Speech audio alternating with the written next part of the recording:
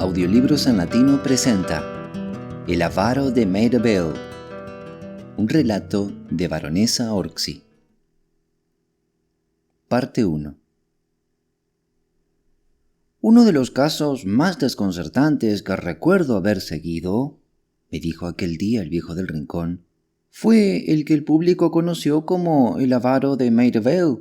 Presentaba ciertos rasgos completamente novedosos, y por una vez estuve dispuesto a admitir que, aunque la policía se enfrentaba a un hueso durísimo de roer en la elucidación del misterio y al final fracasó en hallar una solución, en algún momento estuvo muy cerca de poner el dedo en la clave del enigma.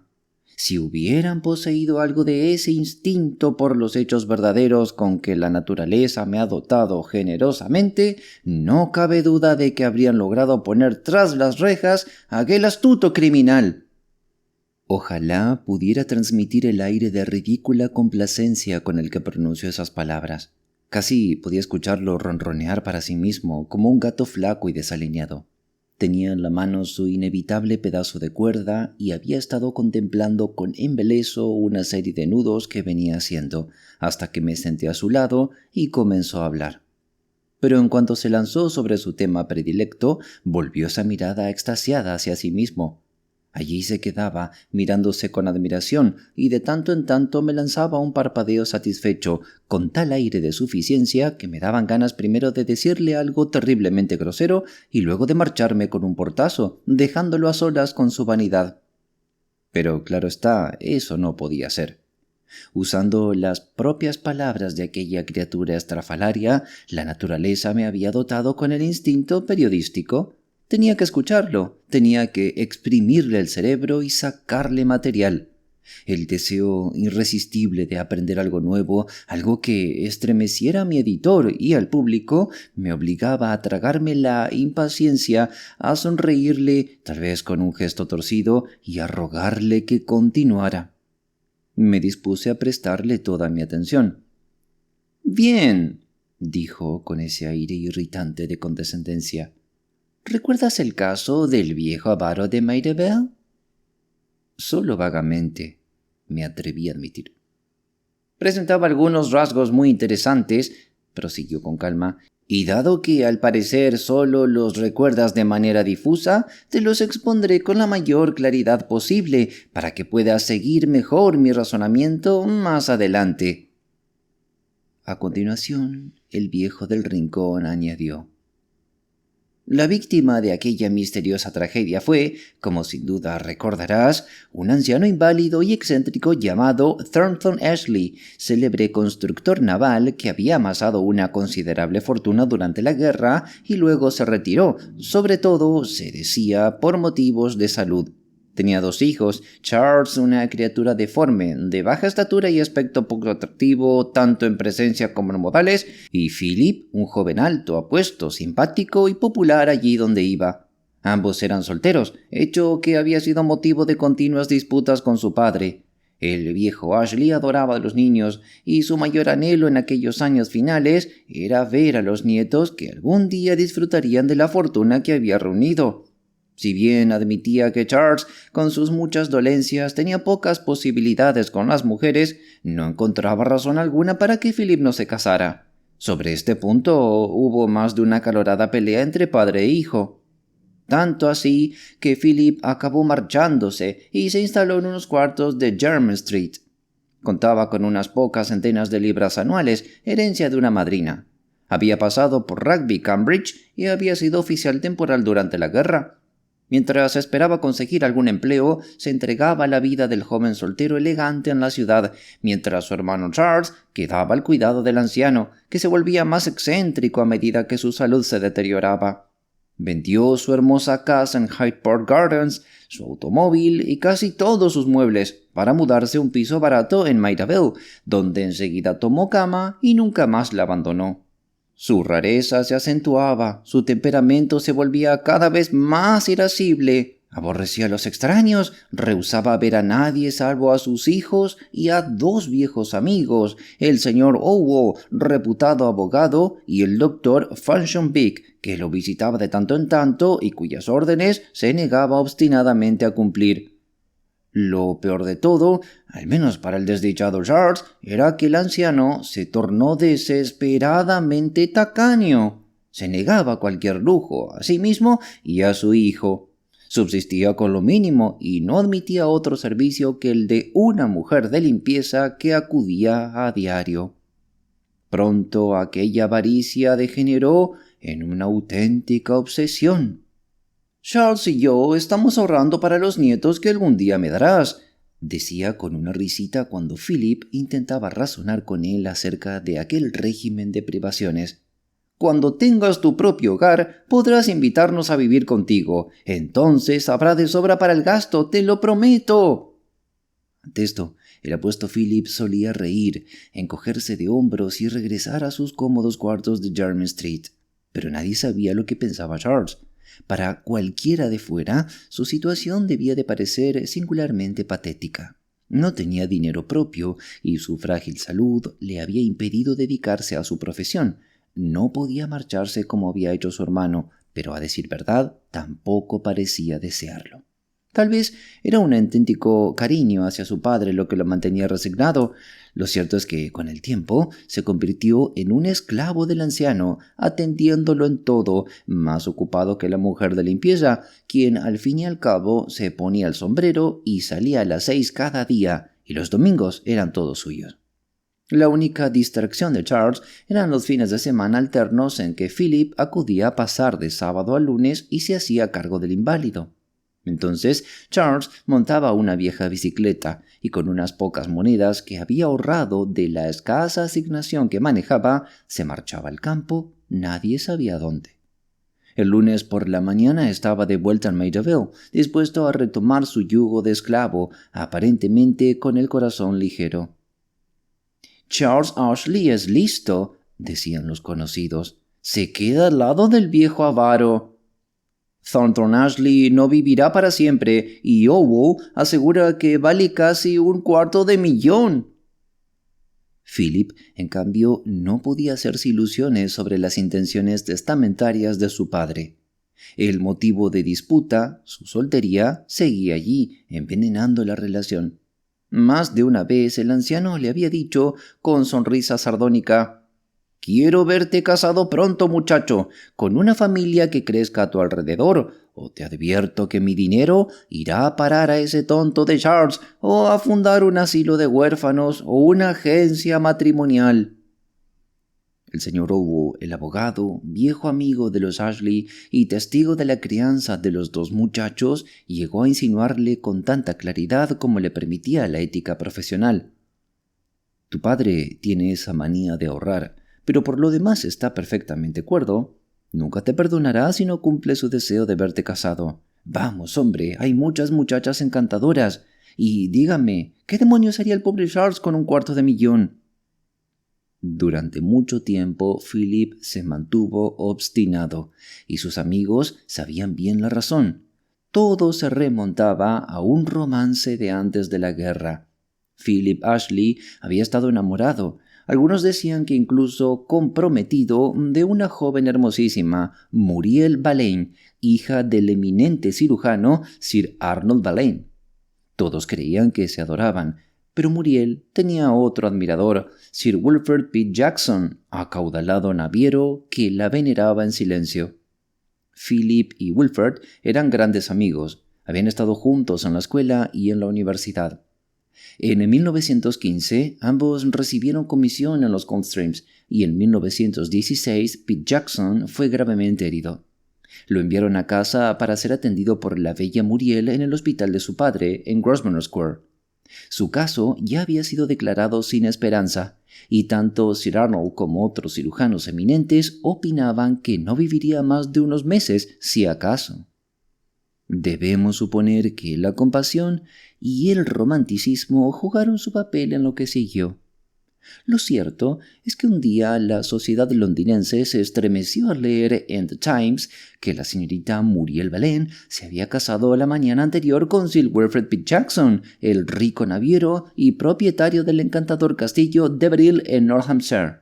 Sus amistades difundieron enseguida que Muriel solo había cedido al deseo de un moribundo, sin interés alguno por el dinero, y que pronto sería viuda y libre para volver a su amor original, Philip Ashley.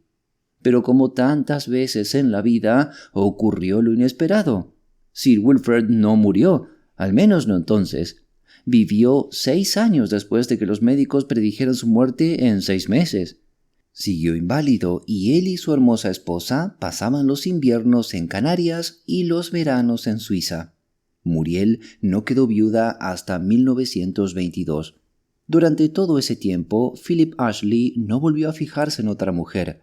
Incluso estuvo dispuesto a dejar escapar una fortuna, pues siempre confió en que la mujer a la que jamás había dejado de adorar acabaría siendo su esposa. Probablemente el viejo Ashley sabía todo aquello. Probablemente odiaba la idea de que una sola mujer arruinara para siempre la vida de su hijo. Tal vez pensó que la amenaza de desheredarlo lo sacaría de sus ensoñaciones románticas y lo traería de vuelta a la realidad. Eso jamás lo sabremos. Nunca habló de ello con nadie, ni siquiera con el señor Ogle, acaso ni siquiera con Charles. Para cuando Sir Wilfrid murió y Philip anunció su compromiso con la hermosa viuda, Thornton Ashley estaba prácticamente en agonía.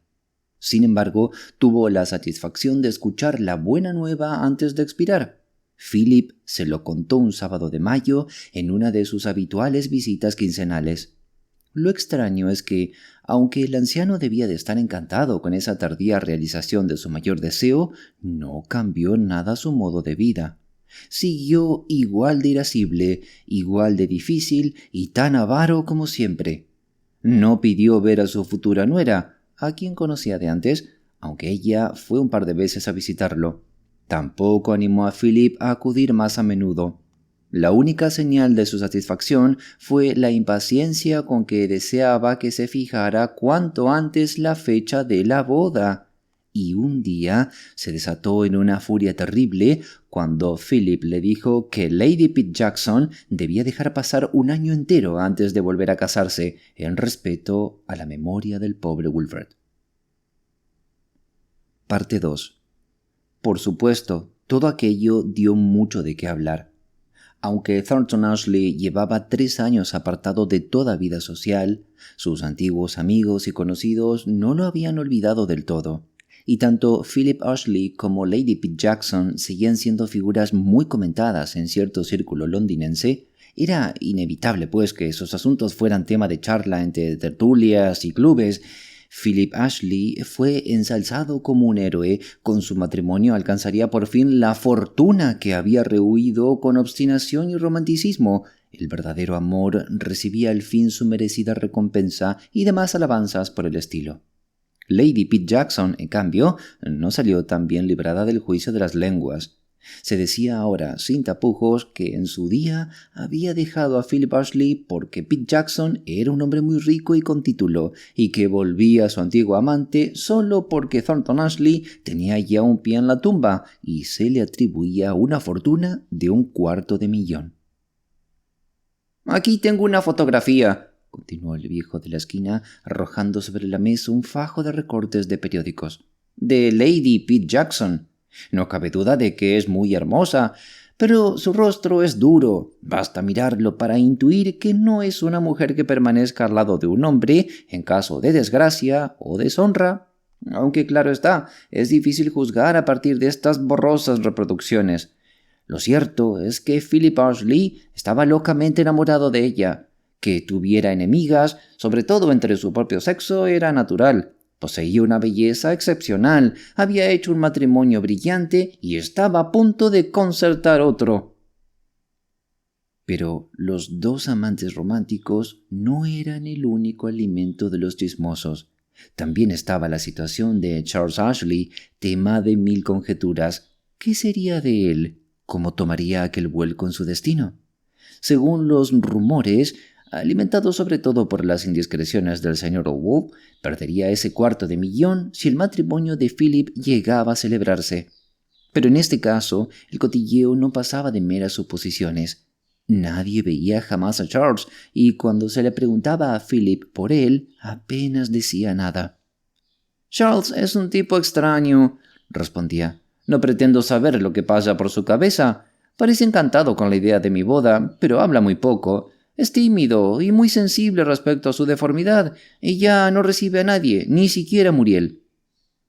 Y así, prosiguió aquella extraña criatura con una sonrisa patoide, quedó dispuesto el escenario para la misteriosa tragedia que desconcertó tanto al público y a la policía como a los propios amigos de los protagonistas.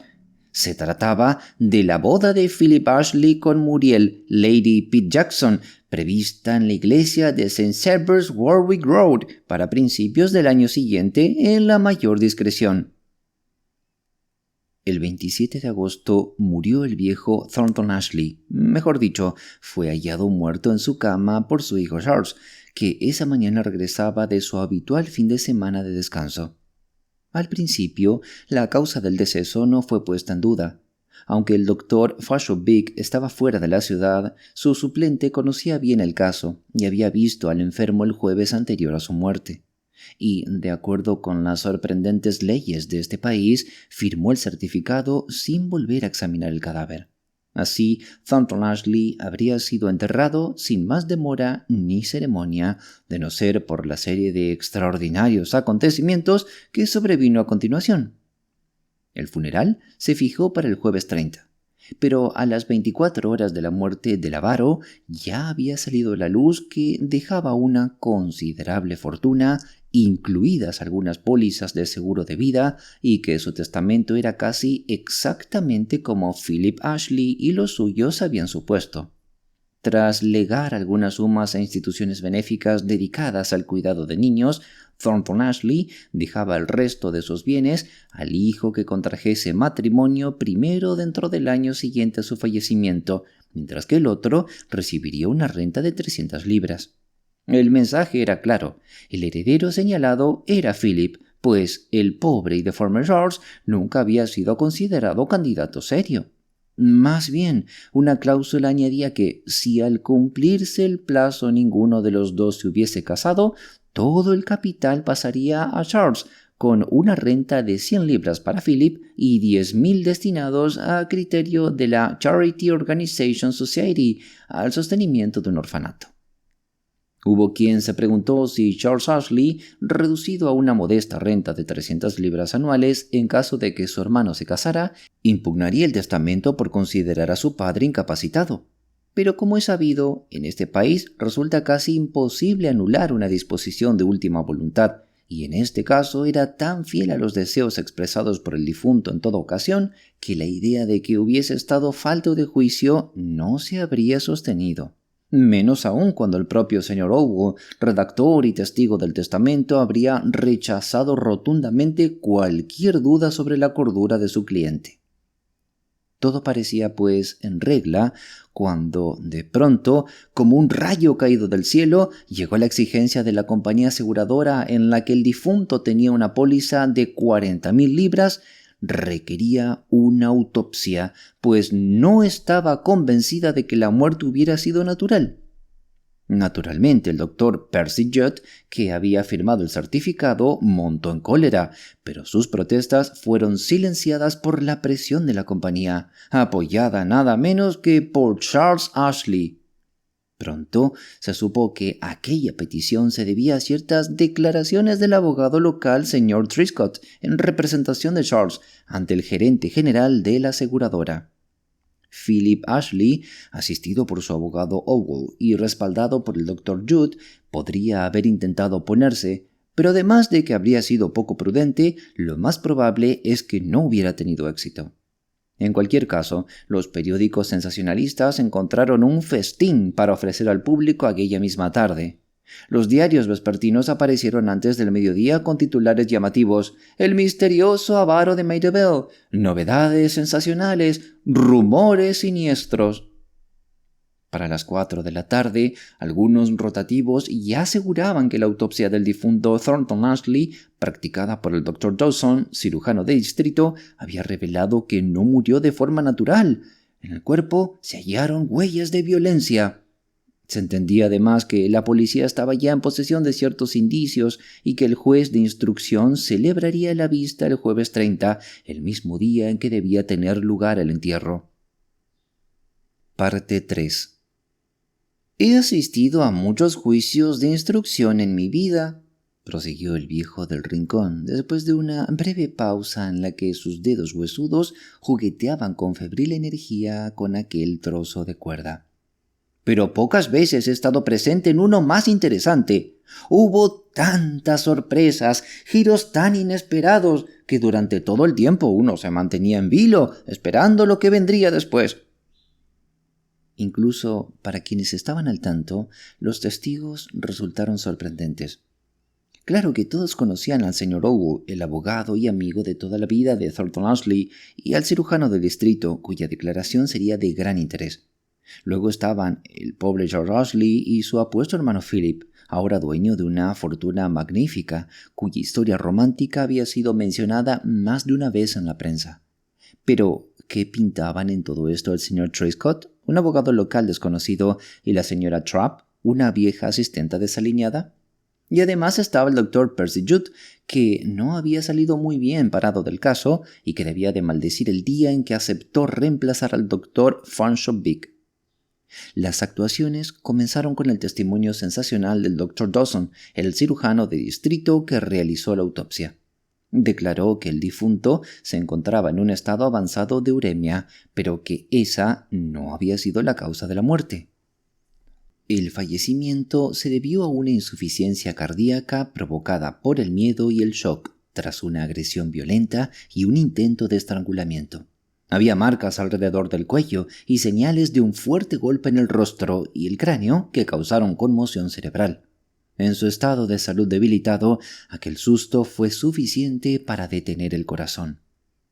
Mientras el médico exponía sus detalles técnicos, incomprensibles para los profanos, el doctor Judd tenía serias dificultades para dominarse. Inquieto, nervioso, se mordía constantemente las uñas. Cuando le llegó el turno de declarar, estaba pálido como la cera y trató de ocultar su nerviosismo tras un aire altanero y fanfarrón. Explicó al forense que estaba actuando como sustituto del doctor Fanshawe Big, ausente por vacaciones. Había visitado al difunto 1 o 2 veces en las 2 semanas previas, la última el jueves anterior a su muerte. Fanshawe Big le había dejado unas breves notas sobre el caso. «Encontré», explicó, «al paciente en un estado avanzado de uremia, y había poco que pudiera hacerse, más aún considerando que mis visitas parecían no ser especialmente bien recibidas. El jueves lo hallé muy somnoliento, uno de los síntomas más conocidos de la enfermedad, y pensé que no le quedaba mucho tiempo de vida. Así se lo dije al señor Charles Ashley. No esperaba, sin embargo, que el final llegara tan pronto. Por eso, cuando lunes por la mañana el señor Ashley vino a decirme que su padre había muerto, no me sorprendí del todo. Estaba confuso al hablar, quizá por la emoción. Tal vez intentó contarme algo más sobre la muerte de su padre, pero yo estaba desbordado de trabajo y, como digo, preparado ya para el desenlace. Todo lo que hice fue prometer pasar durante el día y, mientras tanto, para facilitar los trámites del funeral, entregué el certificado correspondiente. Estaba plenamente en mi derecho, concluyó con énfasis agresivo, y que yo recuerde, el señor Ashley no me dijo nada que me llevara a pensar en irregularidad alguna. El siguiente testigo fue el señor Ogle, el abogado, cuyo testimonio no tuvo mayor peso en el asunto principal. Había redactado el testamento del señor Thornton Ashley en 1919 y lo había visto por última vez antes de salir de vacaciones a mediados de junio. El difunto acababa de enterarse entonces del compromiso de su hijo y parecía, según Ogle, mucho más animado y vital de lo que había estado en mucho tiempo. «¿No le mencionó nada sobre modificar su testamento?», preguntó el forense. «De ninguna manera», replicó el testigo con firmeza. «¿Ni en esa ocasión ni nunca?» «En ningún momento», afirmó Ogle. Aquellas preguntas, hechas en rápida sucesión, hicieron que todos se incorporaran expectantes. Hasta ese instante, la opinión pública no mostraba gran interés. Se asumía que el viejo avaro había guardado dinero bajo el colchón, como era propio de su especie, y que algún malhechor se había enterado, entrando al piso y provocándole un susto fatal. Pero la mención a una posible modificación del testamento encendió de inmediato la atención. Se respiraba expectación cuando el siguiente testigo, un hombrecillo elegante de mediana edad, con gafas, traje gris y polainas blancas, se levantó para declarar. Un murmullo de deleite anticipado recorrió la sala. El testigo se presentó como James Triscott, abogado de Warwick Avenue. Conocía al difunto por motivos comerciales, por asuntos relativos al arrendamiento del piso 73 de Malvin Mansions. El viernes 24 había recibido una nota, escrita con letra temblorosa y firmada por Thornton Ashley, solicitando su visita. Esa misma tarde acudió al lugar.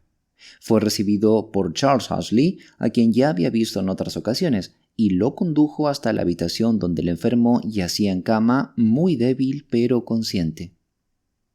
Tras unas palabras preliminares, prosiguió Triscott, el señor Ashley me confesó que estaba preocupado por un testamento hecho 4 años atrás, que ahora le parecía duro e injusto.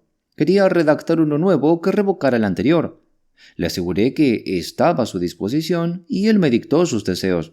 Tomé nota y prometí tener el documento listo para su firma el lunes. Le irritó la demora y me rogó encarecidamente que lo preparara para el día siguiente, pero me era imposible. Debía viajar esa misma noche y no regresaría hasta el sábado al mediodía, cuando mi secretario y mecanógrafa ya no estarían. Le prometí volver el lunes a las 11 con mi secretario para atestiguar la firma. El pobre hombre, muy enfermo, insistió al menos en recibir una copia de mis notas antes de mi partida. Así se hizo, y mi secretario llevó la copia al piso más tarde. «Puedo asegurarte», dijo el viejo del rincón, «que mientras aquel hombrecillo hablaba, se podía oír caer un alfiler. Era la primera vez que se mencionaba un cambio en el testamento del viejo Ashley, y las palabras de Triscott abrían un horizonte de posibilidades fascinantes». Al terminar, parecía que los cazadores de sensaciones se relamían como gatos tras el primer bocado de un buen banquete. Se cruzaron miradas, nadie dijo nada, y un suspiro de expectación recorrió la sala cuando el forense formuló la pregunta que todos aguardaban. «¿Conserva usted las notas, señor Triscott, dictadas por el difunto?» A lo que el señor Oswald se levantó de inmediato, objetando que esa prueba no era admisible. Hubo un intercambio legal entre él y el forense, mientras Triscott, aún en el estrado, sonreía a su colega y al público por encima de sus gafas. Finalmente, el jurado resolvió que se leyeran las notas. Según ese Nuevo Testamento, que jamás se firmó, el viejo avaro dejaba toda su fortuna, salvo algunas pequeñas dádivas y una renta anual de 1000 libras a Philip, a su hijo Charles, en agradecimiento por años de devoción inquebrantable hacia un inválido excéntrico y malhumorado. Triscott explicó que el lunes tenía el documento listo y acudió a Malvin Mansions con su secretario. Allí se encontró con Charles Ashley, quien le anunció la muerte de su padre. Ese fue el testimonio de Triscott, y puedo asegurarte que ni yo esperaba semejante giro. Ustedes saben cómo son los cazadores de escándalos. En menos de una hora, Londres entero murmuraba que Philip Ashley había asesinado a su padre para impedir que firmara un testamento que lo desheredaba. «Así es el mundo», añadió la extraña criatura con una sonrisa cínica. «La popularidad de Philip se desvaneció como una vela apagada por el viento, y de pronto toda la simpatía pública se volcó en Charles, el hijo sacrificado y despojado por un hermano ambicioso». Pero aún quedaba más. La siguiente testigo fue la señora Triscott, esposa del pequeño abogado, cuya presencia resultaba tan inesperada como la de su marido.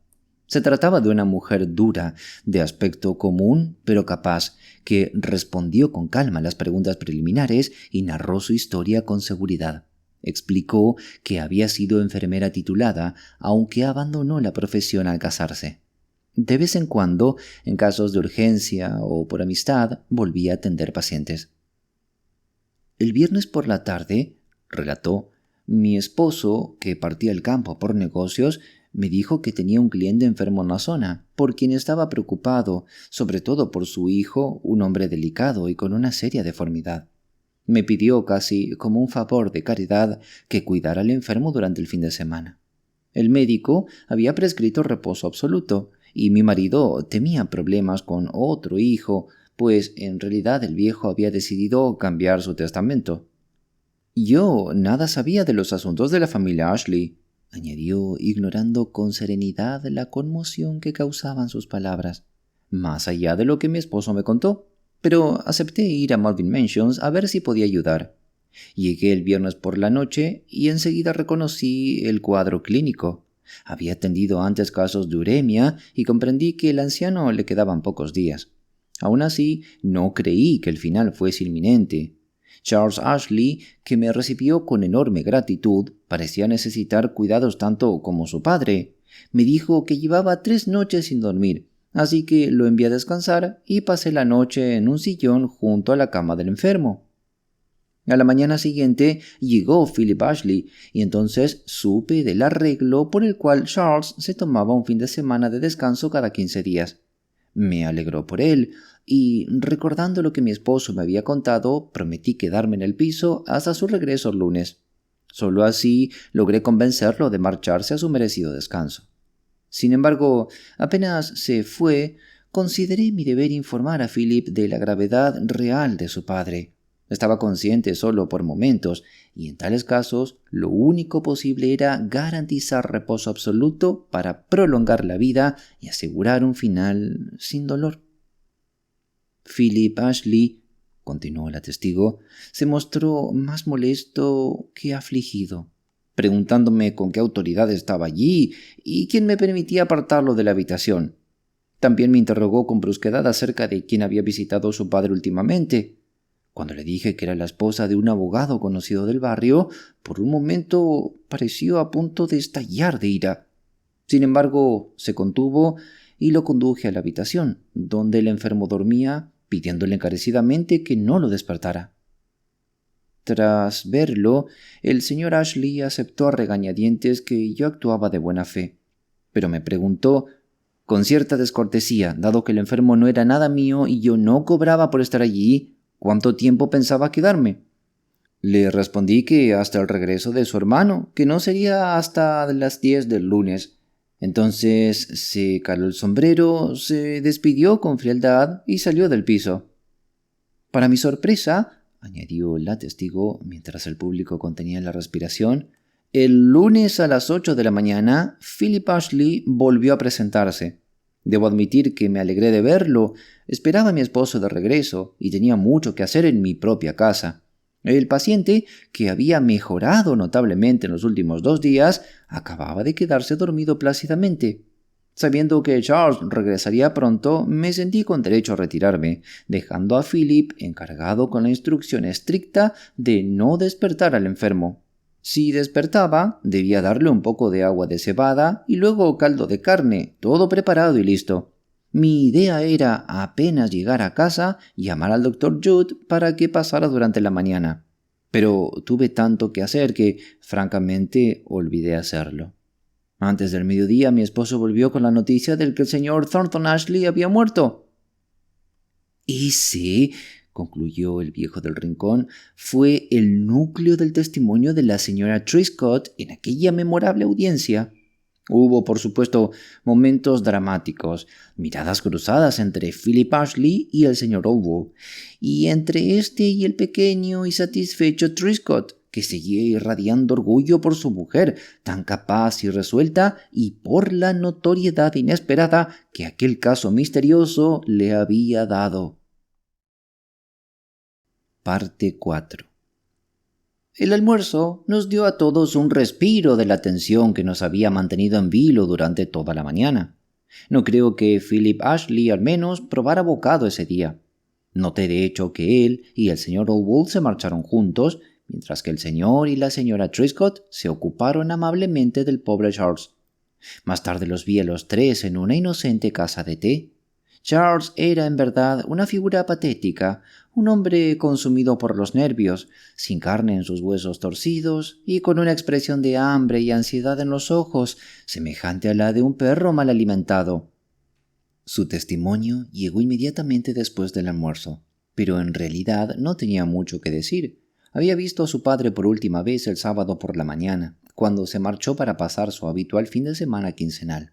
Se había ido en bicicleta hasta Dorking y se alojó en el Running Footman, como solía hacer. Era bien conocido en el lugar. El lunes temprano emprendió el regreso y llegó a los Malvin Mansions poco después de las 10, abriendo el departamento con su propia llave. Esperaba encontrar allí a su hermano o a la señora Trescott, pero no había nadie. Entró entonces en la habitación de su padre y al principio pensó que el anciano dormía. Las cortinas estaban corridas y la habitación en penumbras. Subió la persiana y volvió a la cabecera de la cama. Fue entonces cuando comprendió que su padre estaba muerto. Aunque ignoraba todo sobre esos asuntos, tuvo la impresión de que había algo extraño en el cuerpo e intentó explicárselo al doctor Judd. Pero éste parecía demasiado ocupado para atenderlo, así que cuando más tarde llegó el señor Trescott, le confió aquella inquietud. El señor Trescott, viendo la indiferencia del doctor, consideró que lo mejor sería avisar a la policía. «Pero yo me negué a hacerlo», explicó Charles Ashley. «Entonces el señor Trescott me preguntó si sabía si mi querido padre tenía algún seguro de vida y en qué compañía. Pude responderle porque lo había oído hablar con el señor Allwall sobre una póliza en la Empire of India Life Insurance Company. El señor Trescott me dijo entonces que dejara todo en sus manos, lo que me alegró enormemente». Se le preguntó si sabía algo acerca de posibles cambios en el testamento de su padre, a lo que respondió con un rotundo «no». Explicó que había llevado una nota de su padre al señor Trescott el viernes y que incluso lo había visto cuando éste acudió al departamento esa misma tarde, pero, interrogado sobre lo que había tratado su padre con el abogado, volvió a responder con firmeza «no». Aceptó con gratitud la sugerencia del señor Trescott de que su esposa pasara el fin de semana cuidando al inválido, pero aclaró que ello no suponía crítica alguna hacia su hermano. En conjunto, el testimonio de Charles Ashley causó buena impresión en el público y en el jurado por su claridad y franqueza. El único momento en que vaciló, y de manera evidente, fue cuando el juez de instrucción le preguntó si sabía de algún desacuerdo reciente entre su padre y su hermano Philip, un conflicto que pudiera haber llevado al señor Thornton Ashley a modificar su testamento.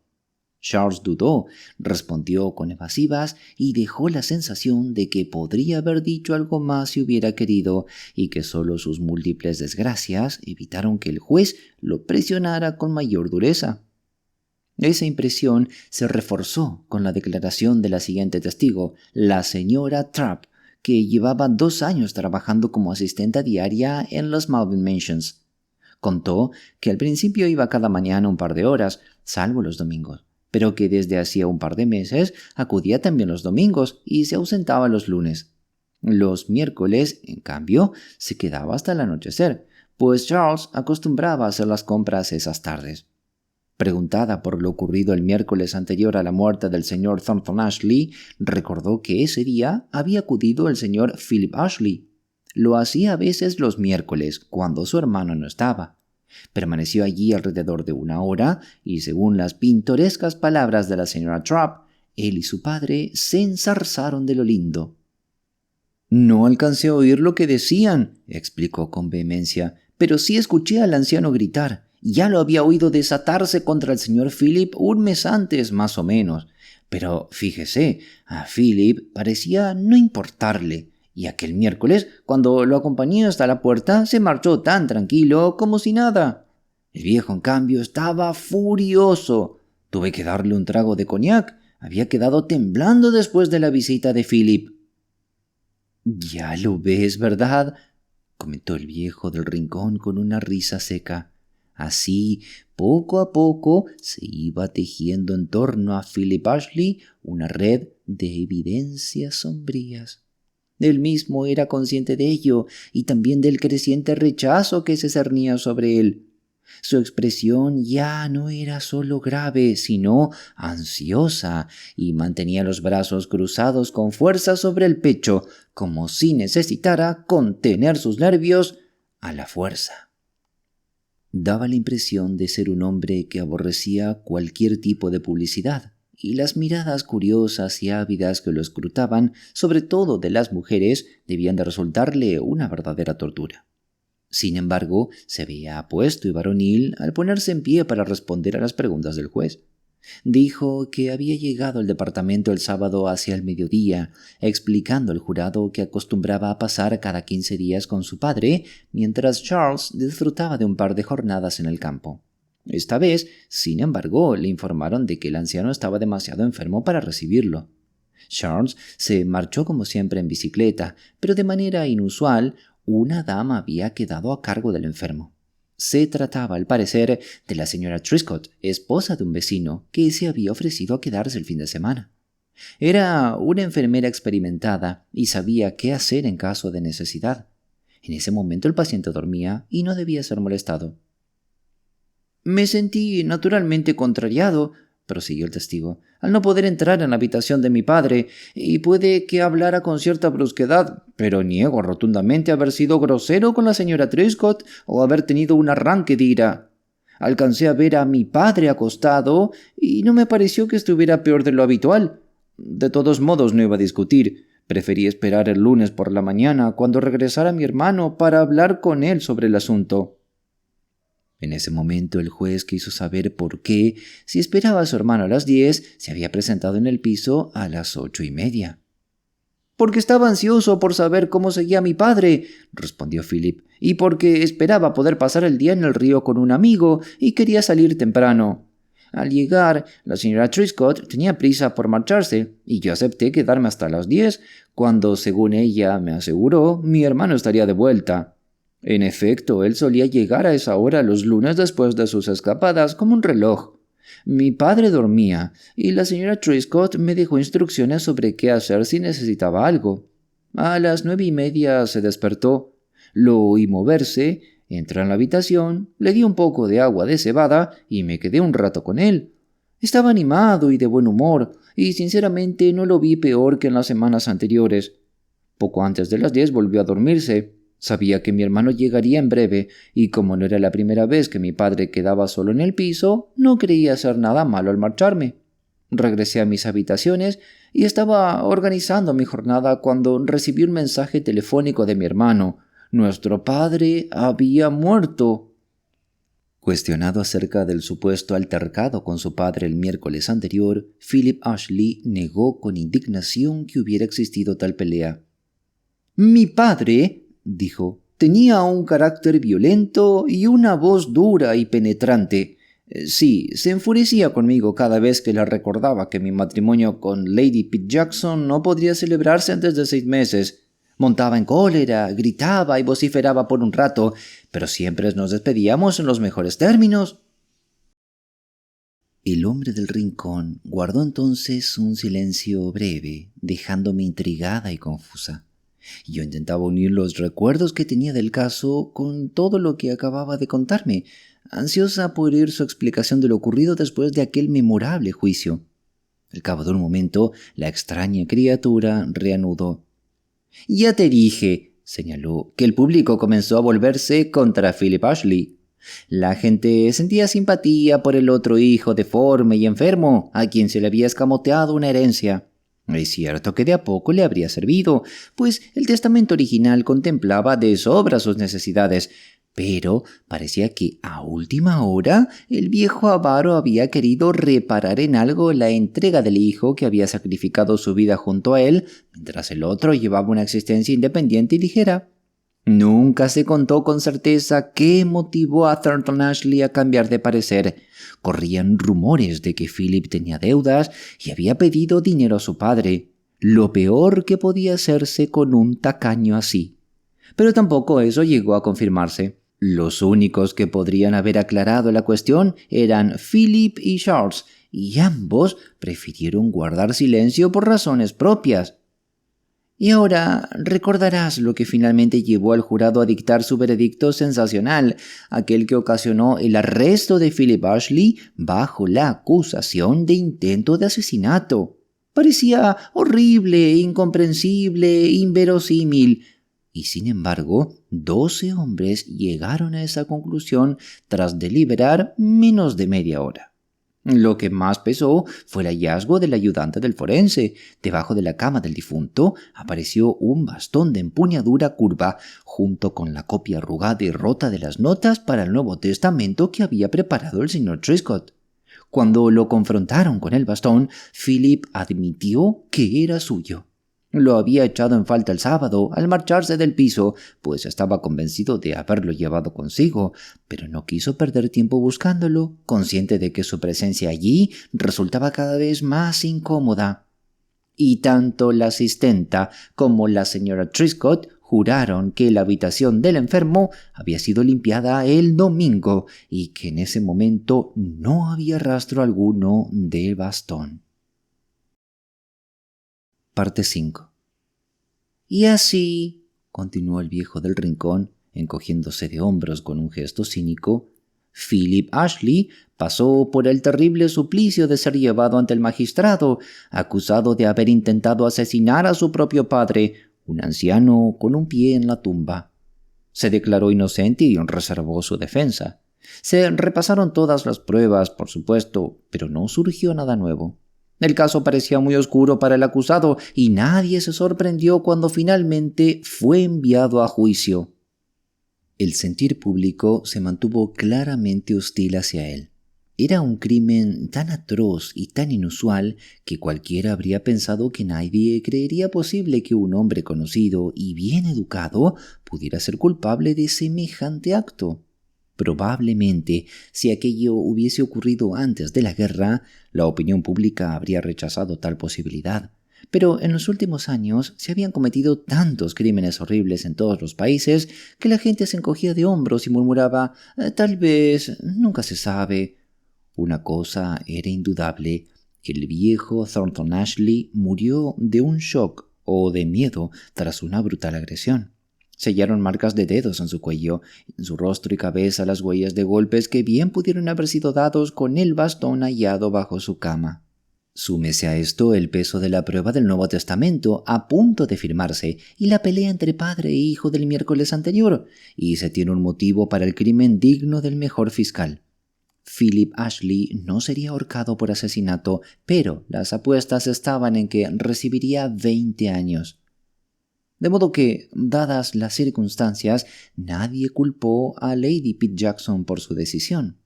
Una semana antes del juicio de Philip, anunció su compromiso con Lord Francis Fermor, hijo del marqués de Etridge, con quien luego se casó. Pero Philip Ashley fue absuelto, ¿lo recuerdas? Fue absuelto porque su defensor fue Sir Arthur Inglewood, el mejor abogado criminalista que poseemos, y porque todas las pruebas en su contra eran circunstanciales, y su abogado las demolió con maestría. Todo lo que se decía sobre el motivo carecía de base. Nada probaba que el acusado supiera de las intenciones de su padre respecto al Nuevo Testamento, y solo estaba la palabra de una asistenta para sostener que había reñido con él aquel miércoles memorable. Por otro lado estaban el señor Oldwood y el doctor Fauconbeck, viejos amigos del difunto, jurando que Thornton Ashley tenía una voz chillona y potente, que a menudo se enfurecía por nimiedades, gritando y vociferando sin que eso significara nada. La única prueba de algún peso era el bastón, pero ni siquiera eso bastaba para arruinar la vida de un hombre con tan monstruosa sospecha. Philip Ashley fue absuelto, pero no muchos de los que siguieron de cerca el caso creyeron en su inocencia absoluta. Nadie sabe lo que pensó Lady Pitt Jackson. Fue por ella que aquel desdichado renunció a la posibilidad de una fortuna, y cuando ésta parecía al alcance de su mano, aún se le escapaba. Al perder a la mujer por la que estaba dispuesto a tantos sacrificios, perdió la fortuna por segunda vez, porque al no casarse dentro del plazo fijado, fue Charles quien heredó según el testamento original. Pero convendrás conmigo en que cualquier hombre sensible se libra de una unión con una mujer dura y mercenaria. Y ahora la rueda del destino ha dado otra vuelta. Charles Ashley murió hace poco en una clínica de un fallo cardíaco tras una operación. Murió intestado y su hermano es el único heredero. Curioso, ¿no? Que al final Philip Ashley reciba la fortuna de su padre. Pero el destino a veces, después de golpear a un hombre más de lo que merece, le reparte compensaciones. Philip Ashley es ahora un hombre rico y corre el rumor, dicen los periódicos de sociedad, de que Lady Frances Fillmore ha presentado una demanda de divorcio y que el proceso no será contestado. Pero dime, ¿puedes imaginar a un hombre casándose con esa mujer después de todo lo que le hizo sufrir?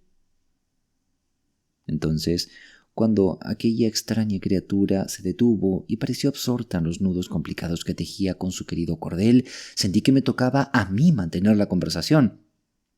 Entonces, ¿tú estás convencido de que Philip Ashley no sabía que su padre pensaba hacer un Nuevo Testamento y que no intentó asesinarlo?, pregunté. ¿Y tú no lo estás?, replicó. Bueno, respondí algo vacilante. Alguien atacó al viejo avaro, ¿no? Si no fue Philip Ashley, entonces debió de ser un ladrón cualquiera que creyó que el viejo escondía dinero bajo el colchón. ¿No puedes teorizar con más inteligencia que esa?, soltó la criatura molesta en tono rudo y cínico. Con gusto le habría bofeteado, solo que quería saber. «Tu teoría, entonces», repliqué ignorando su impertinencia, «busca primero a quien el crimen beneficia». «Bien, ¿y a quién benefició más este crimen en particular?» «A Philip Ashley, por supuesto», contesté. «Pero tú mismo dijiste...» «Philip Ashley no se benefició del crimen», interrumpió el espantajo riendo con sequedad. «De no haber sido porque una providencia misericordiosa apartó de este mundo al pobre Charles Ashley de forma tan inesperada. Philip seguiría viviendo con apenas unas centenas al año, la mayoría gracias a la generosidad de su hermano». «Eso», objeté, «fue solo porque esa mujer, Pete Jackson, lo abandonó. De otro modo...» «¿Y por qué lo abandonó?» «Porque Thornton Ashley murió en circunstancias misteriosas y sobre Philip cayó la sombra de la sospecha. Cualquiera había previsto que esa mujer lo dejaría en cuanto la duda recayera sobre él». «Pero, Charles», alcancé a decir. «¡Exacto!», me interrumpió con vehemencia. «Fue Charles quien se benefició con el crimen. Fue él quien heredó la fortuna». «Pero con el Nuevo Testamento iba a heredar de todos modos. Entonces, ¿por qué...» «¿Acaso crees en ese Nuevo Testamento? El modo en que te presenté los hechos debería haberte preparado para un razonamiento más inteligente». «¿Pero el señor Triscott?», protesté. «Ah, sí, Triscott, exacto. Todo aquello solo podía hacerse en sociedad, lo admito. Y todo apunta a una sociedad en lo que, para mí, es uno de los crímenes más feos de nuestros registros. Deberías poder seguir el pensamiento de Charles Ashley, tan retorcido como su propio cuerpo. Déjame resumirte los hechos. Mientras Philip siguió obstinadamente soltero, todo marchó bien. Charles permaneció junto al viejo avaro, velando por sus intereses. Pero luego Lady Pete Jackson enviudó y Philip anunció alegre su compromiso. Desde ese momento, Charles debió ver que la fortuna que ya contaba como suya se le escapaba para siempre. ¿No puedes imaginar a ese ser deforme urdiendo con su mente torcida un plan para detener la boda de su hermano a toda costa? ¿Cómo lograrlo?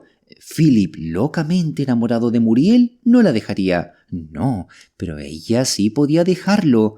Ya lo había hecho una vez por ambición. Podía hacerlo de nuevo si... Y claro, un hombre como Charles, pobre, oscuro y contrahecho, no iba a encontrar un rival capaz de suplantar a su apuesto hermano en el corazón de una mujer. ¡Jamás! Pero quedaba la otra posibilidad, que Philip, pobre, o mejor aún, deshonrado, dejara de ser un buen partido. ¿Deshonrado? ¿Cómo? ¿Con publicidad? ¿Con un crimen? Sí, con un crimen. ¿Ves ahora el plan tomando forma? ¿Ves a Charles devanándose los sesos pensando en qué crimen podría cargarse con mayor facilidad sobre un hombre como Philip? Quizás una palabra casual de su padre sobre un testamento fue lo que le dio el toque final. Y el plan estuvo listo. El testamento sin firmar, la agresión al anciano moribundo y las habituales riñas entre el avaro colérico y su hijo impaciente. En cuanto a Triscott, aquel abogado local tan pulcro, supongo que tardó un poco en ver los planes torcidos de Charles como factibles y provechosos. Pero sin él nada habría sido posible, y toda mi teoría se sostiene en el hecho de que ambos fueron cómplices del crimen. ¿Dónde se encontraron? ¿Cómo se hicieron amigos? No lo sé. Pero si yo hubiese tenido algo que ver en la investigación oficial, lo primero habría sido interrogar a la criada de los Triscott para saber si Charles Ashley había sido visitante en esa casa. Y en cualquier caso, habría investigado las amistades y frecuentaciones de Triscott. Estoy seguro de que habría salido a la luz que Charles y Triscott tenían trato constante. No puedo creer en ese testamento sin firmar. Nada lo sustentaba, salvo la supuesta pelea del miércoles. Y si el avaro quería cambiar su testamento, ¿por qué llamar a un hombre al que apenas conocía y al que tendría que pagar, en lugar de a su amigo Olwo, que lo habría hecho gratis? Recuerda que el viejo era un miserable. Su tacañería llegaba a la manía. Un avaro nunca paga lo que puede obtener de balde. Y otra cosa me llamó la atención en el juicio. Si Triscott era un completo extraño para Charles, ¿por qué tomó tanto interés en él y en el viejo hasta el punto de mandar a su esposa pasar 2 días y 2 noches cuidando a un inválido que no era nada para ellos? ¿Por qué habría de aceptar la señora Triscott una tarea tan ingrata en la casa de un avaro, donde no tendría comodidades ni alimento decente? Solo pudo pensar que los Triscott tenían un interés vital en juego. Y sostengo que ese interés exigía que uno de ellos estuviera en el piso, vigilando para asegurar que nadie más estuviera presente cuando Philip pasaba horas junto a la cama de su padre. Un testigo, quizás Lady Pitt Jackson, quizá un amigo, cuya palabra podría destruir el edificio de mentiras levantado con tanto cuidado. ¿Y notaste otro detalle? La asistenta, por un nuevo arreglo, ya no acudía los lunes por la mañana al piso, y eso solo desde hacía 2 meses. ¿Por qué? Sé que las asistentas suelen no trabajar los domingos, pero dime, ¿has oído alguna vez de una que tuviera el lunes libre? Tuve que admitir que era extraño, y el espantajo prosiguió, con la excitación creciendo al ritmo de los movimientos febriles de sus dedos enredando el cordel. Y ahora retrocede en tu mente a ese mismo lunes por la mañana, cuando con el terreno despejado, Charles Ashley, solo con el viejo en el piso, pudo al fin dar el toque final a su infamia. Una presión de los dedos, un golpe de bastón, y el telón cayó sobre el horrendo drama que había inventado con tanta destreza. Piénsalo bien, con calma e inteligencia, concluyó el viejo del rincón mientras guardaba su amado cordel en el amplio bolsillo de su gabán de cuadros. Y admitirás que no hay un solo fallo en mi razonamiento. «El bastón», intervine de inmediato. «Exacto», replicó. «El bastón». Charles comprendió enseguida su importancia, y el sábado, mientras su hermano se daba vuelta, lo escondió cuidadosamente, sabiendo que más tarde sería una pieza de prueba útil. ¿Acaso crees por un instante, añadió con sequedad, que alguien sería tan necio como para arrojar su propio bastón y las arrugadas hojas del testamento bajo la cama de su víctima? Recuerda, no podían haber quedado ahí ni haberse deslizado, pues el bastón tenía empuñadura curva. Tuvieron que ser arrojados deliberadamente. «No, concluyó, no hay falla alguna. Todo es tan claro como la luz del día para quien tenga inteligencia receptiva. Y aunque la justicia humana erró al principio y parecía que el inocente sufriría mientras el culpable gozaba del fruto de su crimen, al final se interpuso una justicia superior. Charles ha desaparecido y Philip posee ahora la fortuna que su padre deseaba para él. Solo espero que al fin se le abran los ojos al verdadero valor del amor de la hermosa Muriel y que otra mujer más digna comparta su fortuna y lo ayude a olvidar todo lo que padeció en el pasado». «¿Y los Triscott?», pregunté. Ah, suspiró. Ellos son de esos malvados a quienes la justicia superior parece olvidar por un tiempo. Debemos suponer que fueron bien recompensados por su parte en el crimen, y de haber vivido Charles, probablemente lo habrían chantajeado hasta dejarlo en la ruina. Tal como está, se han ido impunes. Hice algunas averiguaciones en el barrio y descubrí que el señor Trescott está vendiendo su práctica y retirándose de los negocios. Pronto iremos que se ha comprado una casita en el campo. Entonces, quizá tu última duda se disipe y reconozcas que he encontrado la verdadera solución al misterio que rodeó la muerte del avaro de Maida Vale. Un instante después ya se había marchado y apenas alcancé a ver la esquina de su gabán de cuadros desapareciendo tras las puertas vaivén.